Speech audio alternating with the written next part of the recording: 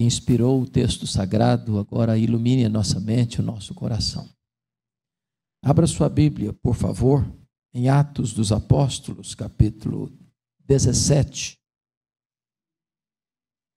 E faremos a leitura a partir do verso 16. Acompanhe-me, por gentileza, então, nessa leitura. Enquanto Paulo os esperava em Atenas, referindo-se a Silas e Timóteo, seu espírito se revoltava em face da idolatria dominante na cidade.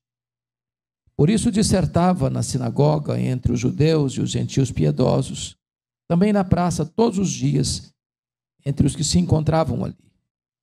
E alguns dos filósofos epicureus e estoicos contendiam com ele, havendo quem perguntasse: que quer dizer esse tagarela?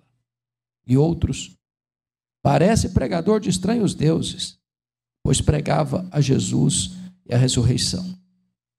Então, tomando consigo, levaram ao Areópago, dizendo: poderemos saber que nova doutrina é essa que ensinas?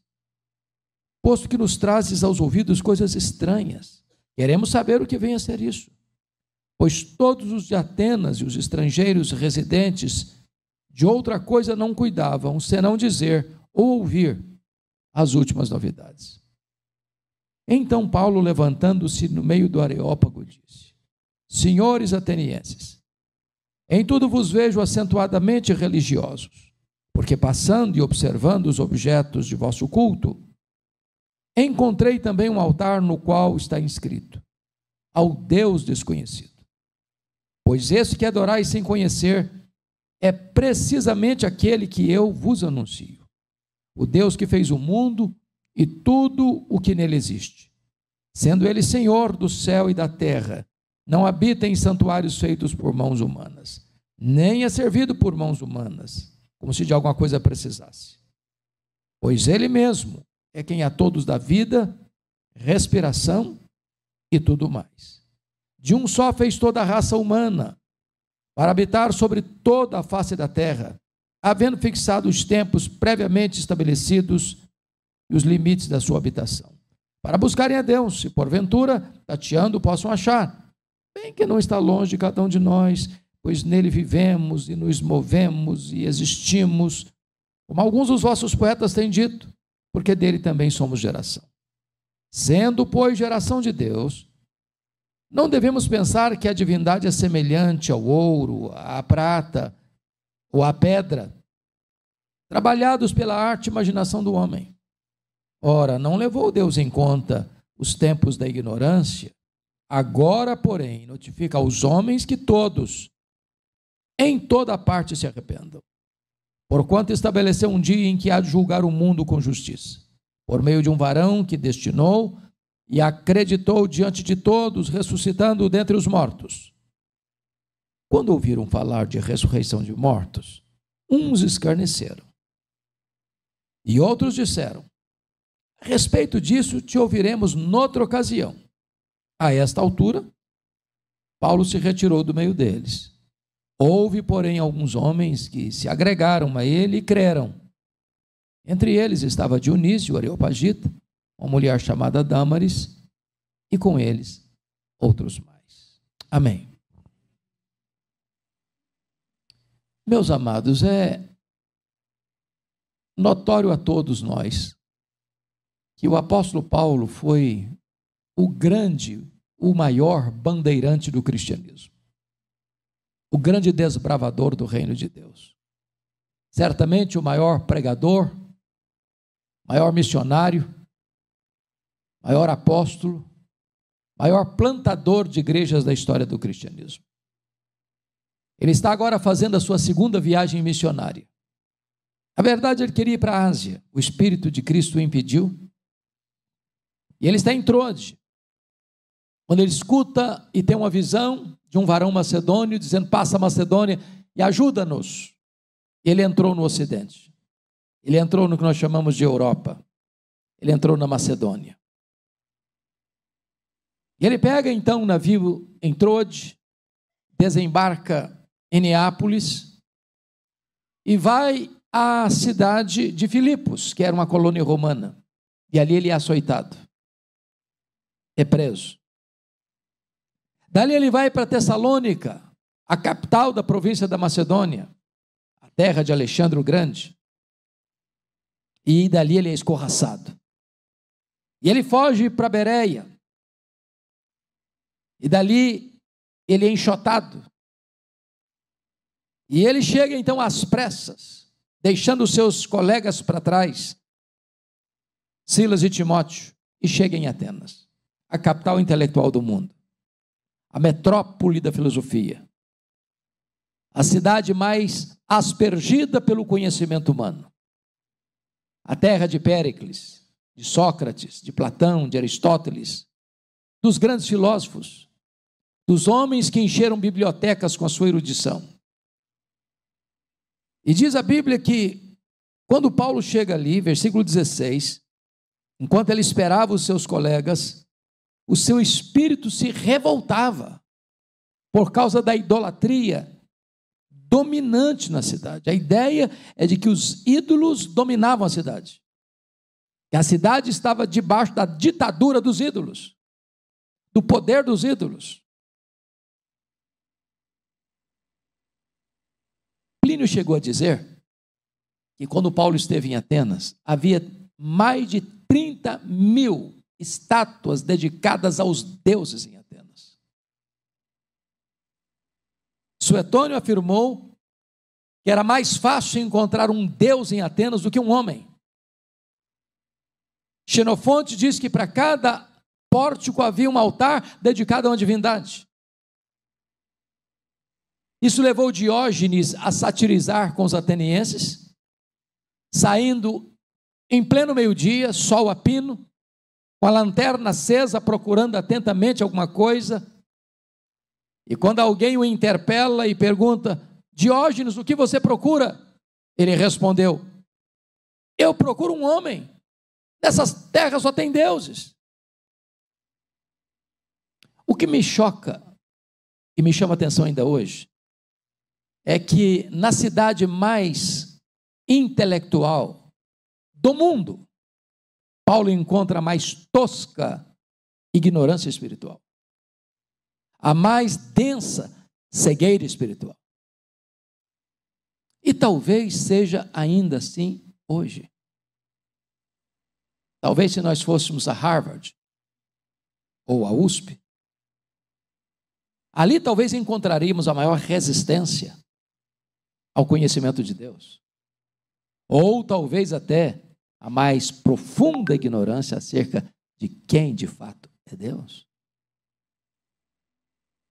O que me impressiona é que aquilo que choca ou entristece ou ofende o coração de Deus, choca também o apóstolo Paulo. Seu espírito está revoltado com a idolatria dominante na cidade. Mas ele não só tem esse sentimento, não, ele faz alguma coisa. Porque o verso 17 diz: por isso, olha a causalidade, por isso, em virtude disso, por isso, dissertava na sinagoga entre os judeus e os gentios piedosos. Essa era uma estratégia de Paulo. Sempre que ele chegava numa cidade e tinha uma sinagoga, para lá ele se dirigia prioritariamente. E por quê? Porque na sinagoga, os judeus e os gentios piedosos, ou seja, os prosélitos, já acreditavam que o Antigo Testamento era a palavra de Deus. Qual era o papel de Paulo na sinagoga? Era provar para eles, dissertar, arrazoar, convencer de que o Jesus que ele está pregando é o Messias prometido no Antigo Testamento. Então ele ia para lá. Mas Paulo não apenas limitava a sua agenda às sinagogas aos sábados, porque o verso de número 17 diz que todos os dias ele estava na praça, entre os que se encontravam ali. Certamente vocês têm ciência disso, que a praça dos gregos aqui não é uma praça como as nossas, com árvores, com jardins engrinaldados de flores. A praça dos gregos era a ágora, onde os gregos discutiam as suas ideias, onde os oradores expunham a sua cosmovisão, onde os filósofos apresentavam sua plataforma de pensamento filosófico para angariar seus adeptos. E Paulo vai para lá. Ele não é um pregador trancado entre quatro paredes, ele vai lá fora onde as pessoas estão. E diz-nos o verso 18, que alguns dos filósofos, epicureus e estoicos, contendiam com ele. A pergunta é: quem eram esses filósofos? Quem eram os epicureus? No que eles acreditavam? Qual era a essência do seu pensamento filosófico? Os epicureus defendiam a tese de que não tem céu, não tem inferno, não tem amanhã, não tem prestação de contas, não tem juízo final, que a vida consiste apenas no breve percurso do berço à sepultura, e que o sentido máximo da vida é a busca do prazer desenfreado e sem limites. E eles tinham a máxima: comamos e bebamos, porque amanhã morreremos. Paulo refuta-os dizendo: não, tem juízo final sim, tem prestação de contas sim, tem acerto com Deus sim, e Deus vai levar todos os homens ao julgamento, e o julgamento já está determinado, e o juiz já está escalado, e o critério do julgamento já está estabelecido, é com justiça. Paulo refuta esses pensadores. Mas estavam ali também os estoicos. E quem eram os estoicos? O que eles pensavam? Os estoicos eram panteístas, os estoicos eram fatalistas. Os estoicos acreditavam que a sua vida está marcada por um destino cego e implacável, e você não pode jamais esperar qualquer perspectiva de mudança. Talvez eles adotassem a teologia de Gabriela Cravo e Canela: eu nasci assim, eu cresci assim, eu vou morrer assim. E Paulo refuta esses pensadores atenienses, dizendo: não, tem chance de mudança sim. Deus não leva em conta os tempos da ignorância, mas agora requer a todos os homens que se arrependam. É possível que o bêbado torne-se uma pessoa lúcida, é possível que o ladrão torne-se uma pessoa trabalhadora, é possível que o corrupto torne-se uma pessoa honesta, é possível que o assassino torne-se uma pessoa que ama o próximo, é possível que aquele que está mergulhado na idolatria conheça o Deus vivo. É possível mudar, porque Deus é o agente da mudança. Mas notem que eles surgiram com uma pergunta, e a pergunta foi essa: o que quer dizer esse tagarela? A palavra tagarela na língua grega é muito curiosa, porque era usada para os pássaros que iam para os esgotos para comer sementes. Numa linguagem bem brasileira, é o tico-tico no fubá. A ideia aqui é de alguém que fala sem saber o que está falando. Eles estão acusando Paulo de não ser um filósofo autêntico, de não ser um pensador honesto, que está soltando palavras ao vento que não procedem dele, que não foram geradas na mente dele. E é muito curioso, meus amados irmãos, porque na cidade mais intelectual do mundo, o pregador do evangelho é um tagarela. A pregação do evangelho é coisa estranha. E o Deus verdadeiro é desconhecido. Então, diz o texto que Paulo pregava a Jesus e a ressurreição. Na cabeça dos gregos, que tinham um panteão, e é muito curioso, eu acabei de chegar da Grécia tem 15 dias, numa viagem, e até hoje, na cultura grega, o que se fala é da mitologia grega, dos deuses gregos, do panteão dos gregos. Está incutido na mente deles, na cultura deles, no pensamento deles.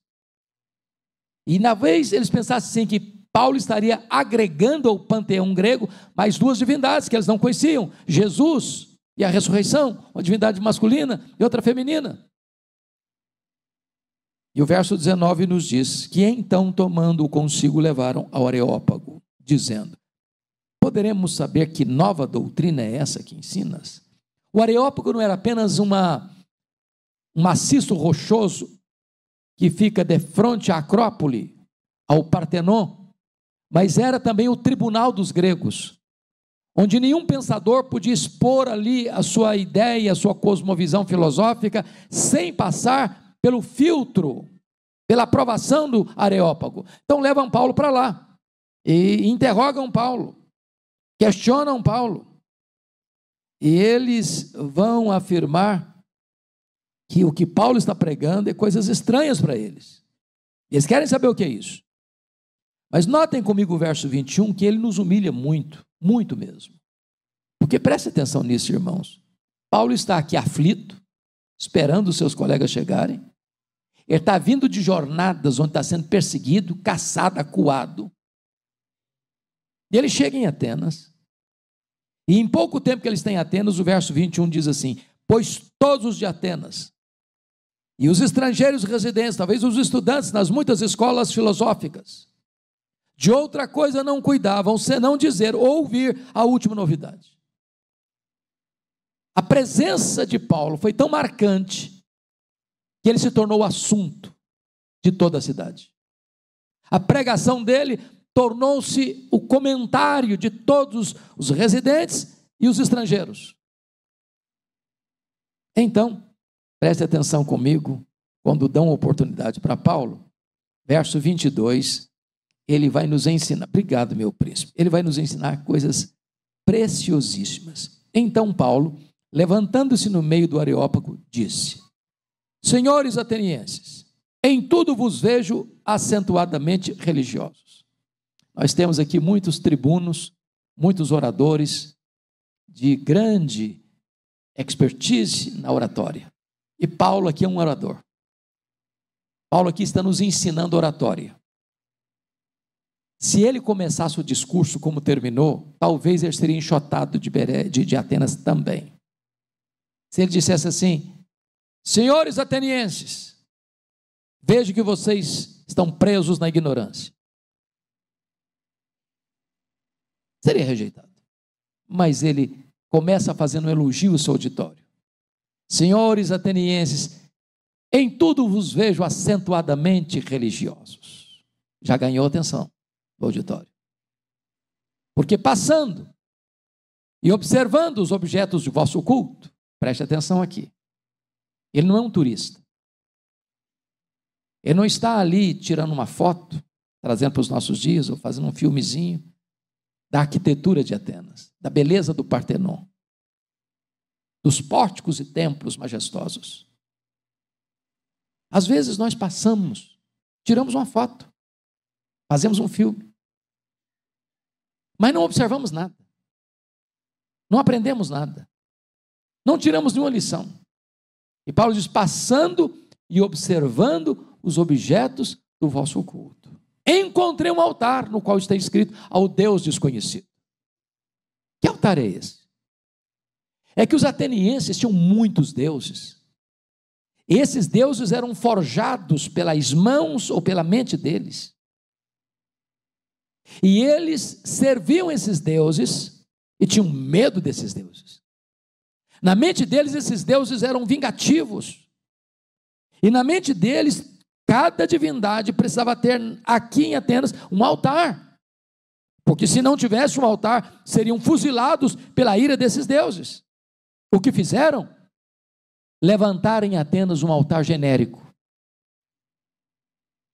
sem rótulo, e colocaram o nome desse altar de ao Deus desconhecido, pensando: se porventura alguma divindade foi esquecida, pode servir-se desse altar para não nos punir. E Paulo pega esse gancho para proclamar à cidade mais culta da terra acerca do verdadeiro Deus que eles, com toda a sua cultura, com toda a sua filosofia, não conheciam. Penso que o nosso conhecido Augusto Comte, pai do positivismo, equivocou-se nesse ponto. Porque ele diz que o problema da humanidade é o problema da educação. Se você der educação, você resolveu todos os problemas. É bem verdade que a educação é fundamental, é absolutamente necessária, mas qualquer informação humana, filosófica ou científica pode trazer informação, mas só o Evangelho traz transformação. O homem pode alcançar o apogeu do conhecimento, e ainda estar perdido, e ainda estar com a alma arruinada. E Paulo aqui vai proclamar em Atenas acerca do Deus que os atenienses não conheciam. Este é precisamente o Deus que eu vos anuncio. E Paulo então começa a descrever esse Deus. Em primeiro lugar, confira comigo o verso 24, ele é o Deus criador, o Deus que fez o mundo e tudo que nele existe. Preste atenção que Paulo está tratando dessa matéria na cidade mais culta do mundo. É como se você estivesse indo para USP para falar de criacionismo, para Harvard para falar de criacionismo.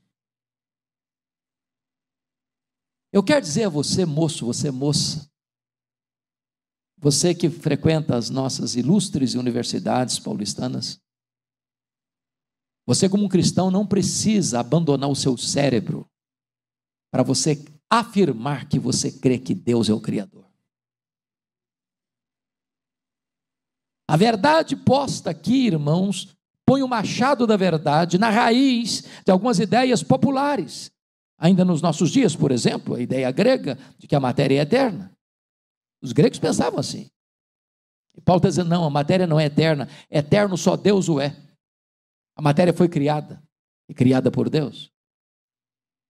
Paulo está refutando aqui a ideia de que o mundo surgiu espontaneamente. Não, o mundo não surgiu espontaneamente. Desculpem da expressão, o mundo não pariu a si mesmo. O mundo não deu à luz a si mesmo. O mundo foi chamado à existência pela palavra onipotente de Deus. Terceiro, o mundo não surgiu por uma mega explosão cósmica casual. A teoria do Big Bang não tem amparo na verdade. O caos não produz o cosmos. A desordem não produz a ordem. Seria mais fácil você e eu acreditarmos que se alguém jogasse 1 bilhão de letras para o espaço, elas caíssem com uma grande enciclopédia, do que você pensar que uma grande explosão casual produziu esse universo tão vasto, com leis tão precisas, com movimentos tão harmônicos. Por exemplo, por que nós estamos no planeta Terra? Será que nós acertamos ou ganhamos milhares de vezes na loteria? Será que uma explosão casual nos deixou aqui? E a resposta inequívoca é: nós estamos rigorosamente onde deveríamos estar. Se nós estivéssemos mais longe do Sol, morreríamos congelados. Se nós estivéssemos mais perto do Sol, morreríamos queimados. Não, não foi uma explosão que nos deixou aqui, foram as mãos do nosso Criador. Pense comigo na Lua. Vocês todos sabem que a Lua é a faxineira do planeta Terra. Não houver a Lua com as suas fases, não haveria as marés dos oceanos. E se não houvesse as marés dos oceanos, as nossas praias se encheriam de lixo e a vida seria impossível no nosso planeta. Não, não foi uma explosão que deixou a Lua na sua órbita, foram as mãos do Criador. O que Paulo está dizendo aqui refuta a ideia de que o mundo surgiu mediante uma evolução de milhões e milhões de anos. Em 1859, Charles Darwin publicava o seu livro A Origem das Espécies em Londres. De lá para cá, essa chamada teoria da evolução tem sido ensinada nas escolas, desde o ensino fundamental ao pós-doutorado, como uma verdade científica. Falta-lhes, entretanto, a evidência das provas. A própria obra de Charles Darwin tem nada menos do que 800 verbos, em torno de 800 verbos no futuro do subjuntivo. Suponhamos, suponhamos, suponhamos, suponhamos. Criacionismo não é artigo de fé, criacionismo não é artigo de religião, criacionismo é artigo de ciência. O que você e eu cremos pela fé não é que Deus criou, o que você e eu cremos pela fé não é que o universo foi criado, o que você e eu cremos pela fé é que o universo que foi criado por Deus. Mas notem mais no versículo 26, que Paulo diz: de um só fez toda a raça humana para habitar sobre toda a face da terra. Paulo não tem nenhum problema de afirmar na capital intelectual do mundo que Deus criou Adão, que Deus criou Eva, e deste casal Deus povoou toda a terra. Adão e Eva não foram um mito, uma lenda, foram personagens históricos. Assim entendeu Paulo, assim entendeu o Senhor Jesus Cristo, assim entende as Escrituras, e diz a Bíblia: seja o homem mentiroso e verdadeiro, seja Deus.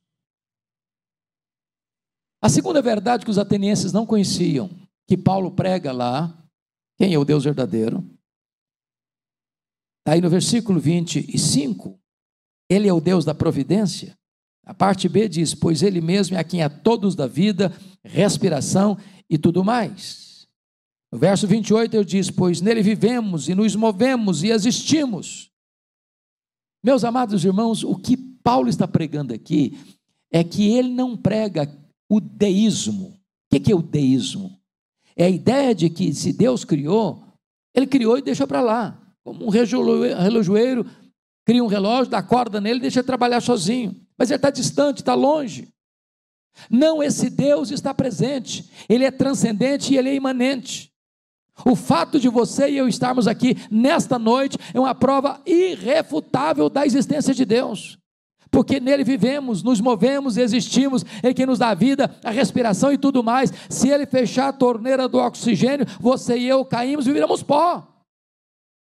Ele é o Deus presente, ele é o Deus Emanuel, ele é o Deus que escuta a sua oração, ele é o Deus que responde ao seu clamor, ele é o Deus que intervém nas horas angustiosas da sua alma, ele é o Deus que liberta, é o Deus que cura, é o Deus que restaura, é o Deus que salva, é o Deus que faz novas todas as coisas. Quem é o Deus que os atenienses não conheciam? Terceiro lugar, ele é o Senhor, versículo 24, sendo ele Senhor do céu e da terra. Afirmar isso hoje não causa nenhum impacto para nós. Mas naquele tempo, e lá em Atenas, estava debaixo da umbrella, do guarda-chuva do Império Romano, era uma espécie de afronta política. Era quase uma mensagem de conspiração ao status quo, ao establishment. Porque o César era o Senhor.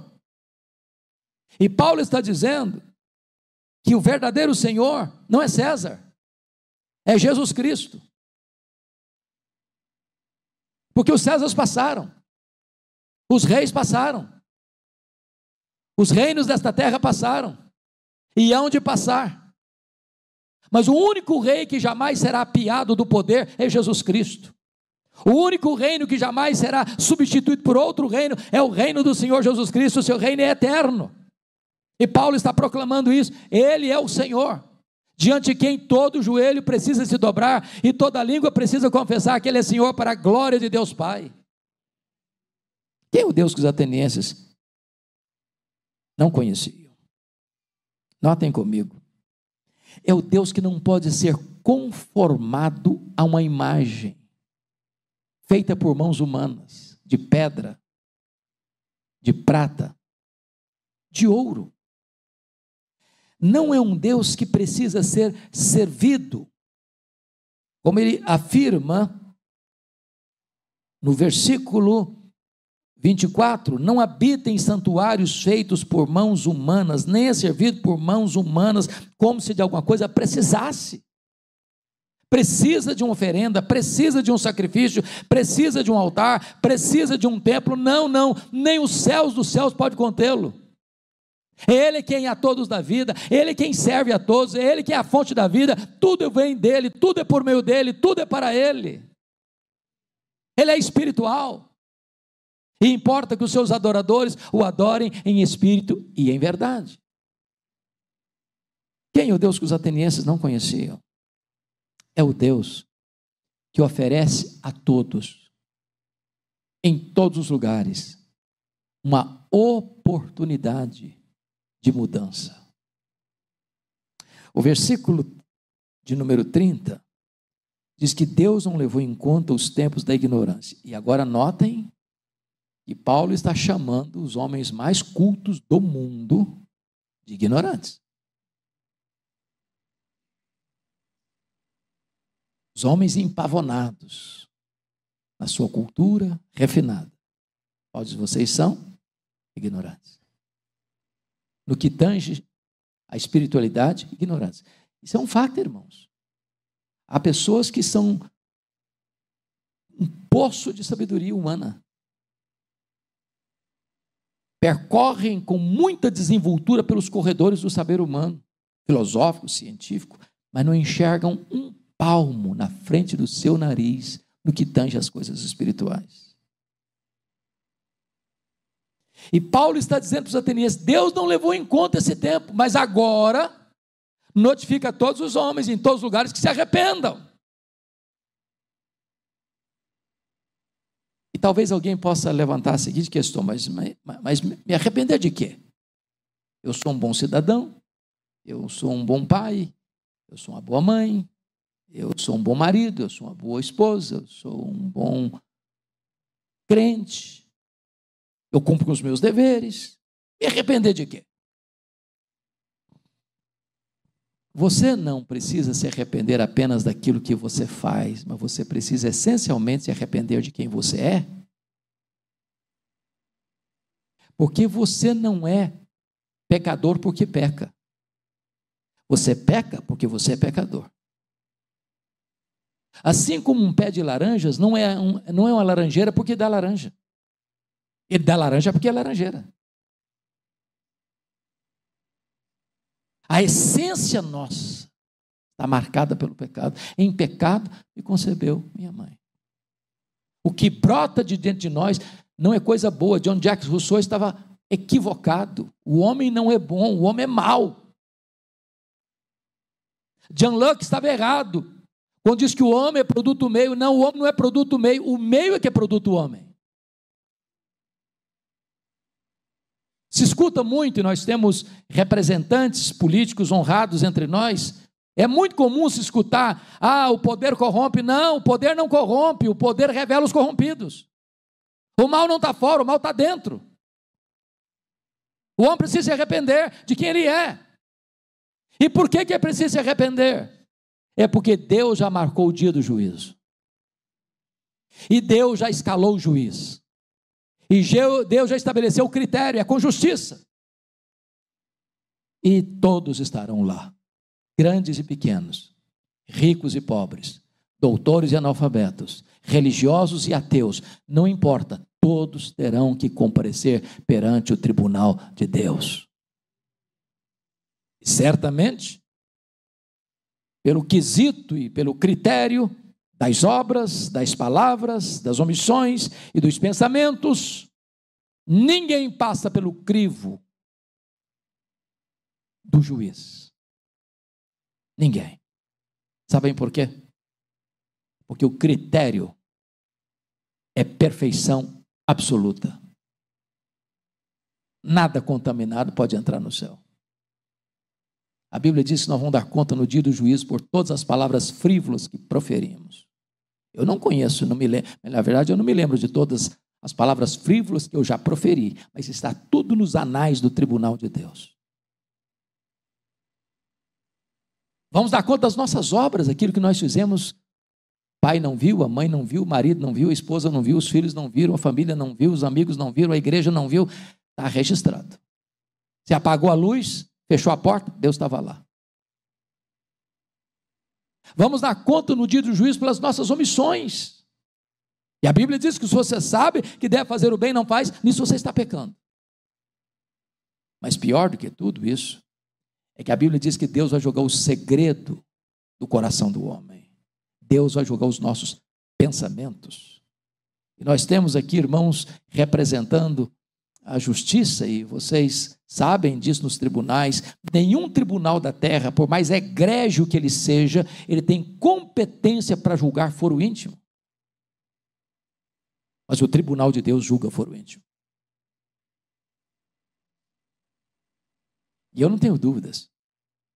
Se Deus projetasse naquela tela o que nós pensamos a semana passada, seria o suficiente para botar-nos a todos com a cara no chão de vergonha?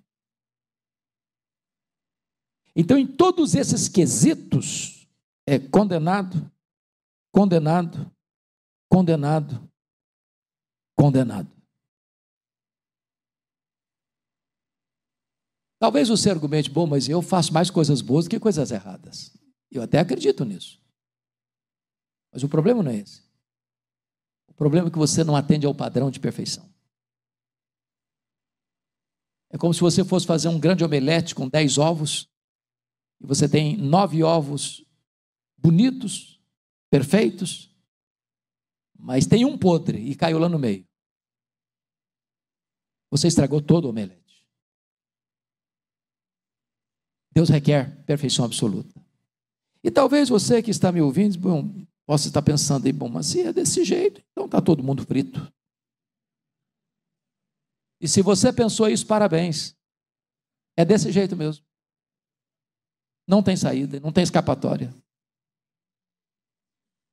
É impossível o homem salvar-se a si mesmo, ou ser salvo pelos seus méritos, pelas suas obras, pelos seus predicados morais. É por isso que a Bíblia diz que outro livro será aberto no tribunal, o livro da vida do Cordeiro. E se alguém tem o seu nome escrito nesse livro, esse entra na bem-aventurança eterna, mas se o nome não estiver nesse livro, esse vai ser lançado no lago de fogo. E o que é preciso para ter o nome no livro da vida? Uma coisa só: arrepender-se dos seus pecados e crer no Senhor Jesus Cristo. Não é mérito, é graça. Não é o que você faz para Deus, é o que Deus fez por você em Cristo Jesus. Se você está em Cristo, sua salvação está assegurada. Bom, quando Paulo termina esse sermão, lá em Atenas, o seu auditório se divide em 3 grupos. O primeiro, diz o versículo de número 32, escarneceram de Paulo, quando ouviram falar de ressurreição. Mas por que eles escarneceram de Paulo quando ouviram falar de ressurreição? Porque esse é um pensamento grego, o chamado dualismo. É um pilar do pensamento grego. E o que é o dualismo?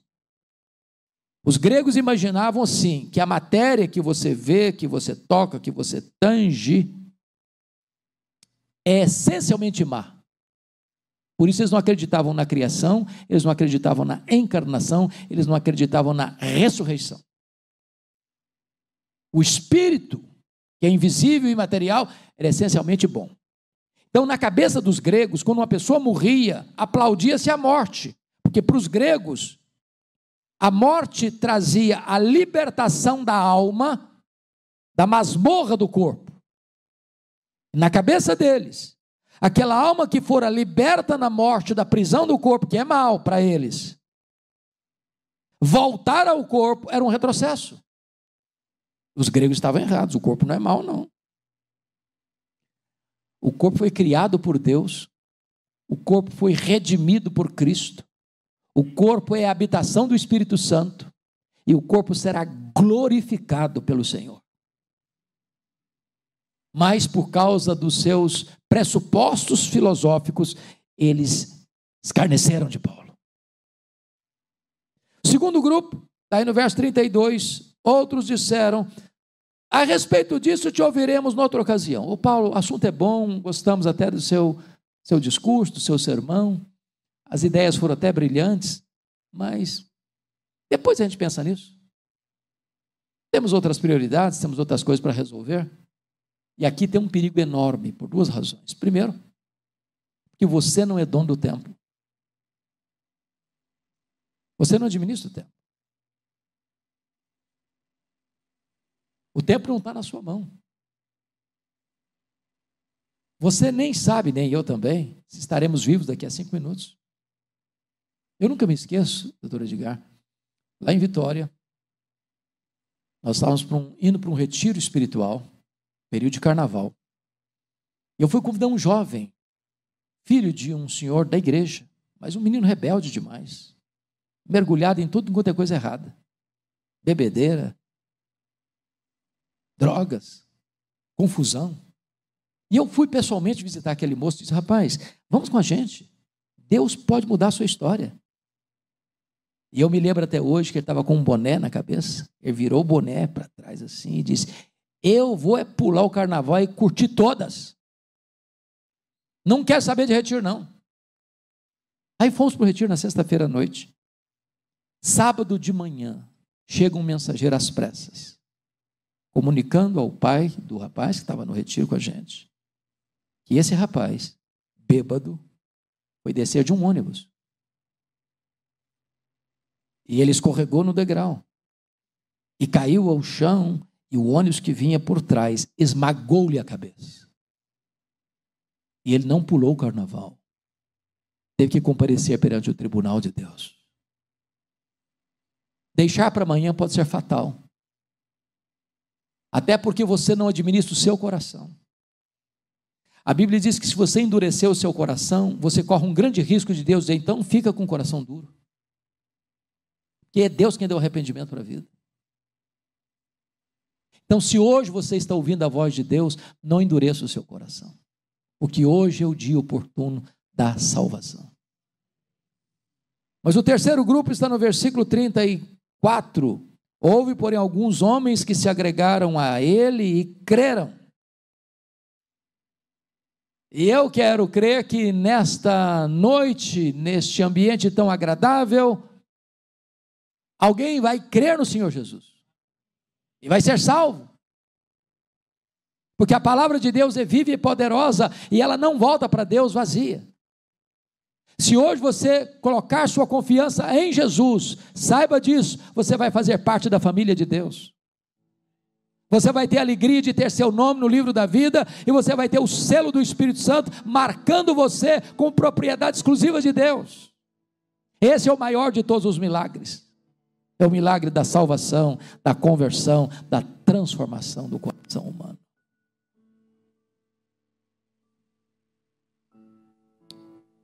Os séculos se passaram, milênios vieram. E nós estamos aqui hoje. Dia 4 ou 5? 4. 4, né? 4 de junho de 2024. Na cidade de São Paulo. E o nosso Deus é o mesmo. E a palavra de Deus é a mesma. E as oportunidades agora são as mesmas. Se você se voltar para Deus, Ele se volta para você. Se você se arrepender, Ele vai abraçar você. Ele vai perdoar você. Ele vai transformar você. Vai fazer de você uma nova criatura. E você vai ser um cidadão do céu. Você vai desfrutar da maior de todas as alegrias, de todas as aventuras, que é conhecer a Deus, glorificar a Deus e fruir a presença de Deus para sempre.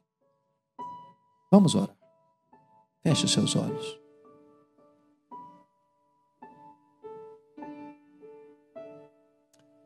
Essa decisão é pessoal, é intransferível. Nem seu pai, nem sua mãe, nem seu marido, nem sua mulher, nem seus filhos podem tomar essa decisão por você. Ela é exclusivamente sua. E se hoje você entendeu a palavra de Deus, se hoje você convidar Jesus para entrar na sua vida, para perdoar os seus pecados, entenda isso, Ele é poderoso para fazê-lo. Ó Deus, eu quero apresentar a Ti as pessoas que aqui vieram e todas quantas estão nos acompanhando pelas mídias sociais. Tu conheces cada uma, Tu sabes como estão. O que nós te pedimos é que o Teu Espírito, que fala não apenas aos ouvidos, mas ao coração, possa aplicar esta palavra, para que haja salvação nesta noite, nesta casa. Que os teus anjos celebrem com alegria lá no céu, e que o nosso Redentor seja exaltado, que tu, ó Deus, sejas glorificado, e nós te rendemos graças, porque um dia o teu Espírito revelou a nós o verdadeiro Deus, o Senhor Jesus, nosso Redentor, o Espírito Santo, aquele que nos regenerou, E nós queremos viver os dias da nossa vida para glorificar o teu nome. Em nome de Jesus. Amém.